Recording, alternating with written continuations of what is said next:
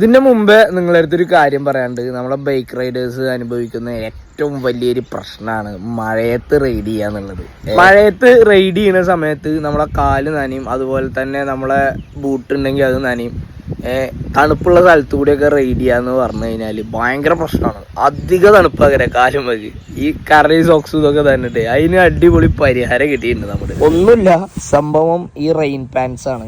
Rain pants നോക്ക്, ഇത്ര ചളി നമ്മുടെ ബൂട്ടിലും ഇതിലൊക്കെ വരുന്നത്. അതായത് ഒരു 70 കിലോമീറ്റർ കണ്ടിന്യൂസ് ഞാൻ റെയിനിൽ റൈഡ് ചെയ്തിട്ടാണ് വരുന്നത്.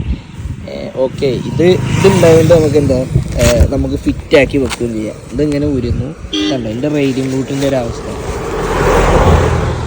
ഒരു തുള്ളി വെള്ളം സോക്സിലത് ഒരു തുള്ളി വെള്ളമായിട്ടില്ല.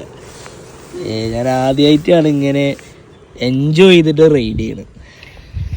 അതേപോലെ ഈ പാൻറ്റിൻ്റെ ഒരു മെയിൻ ഹൈലൈറ്റ് എന്താണെന്ന് വെച്ചാൽ, നമുക്ക് ഈ ബൂട്ട് ഊരാതെ നമുക്ക് എന്ത് ചെയ്യാൻ പറ്റും, ഷൂസ് ഊരാൻ പറ്റും, പാൻറ്റ് ഊരാൻ പറ്റും.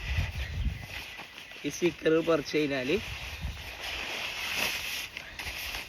ബൂട്ട് ഊരാതെ നമുക്ക് പാൻറ്റ് അടിപൊളിയായിട്ട് ഊരാം.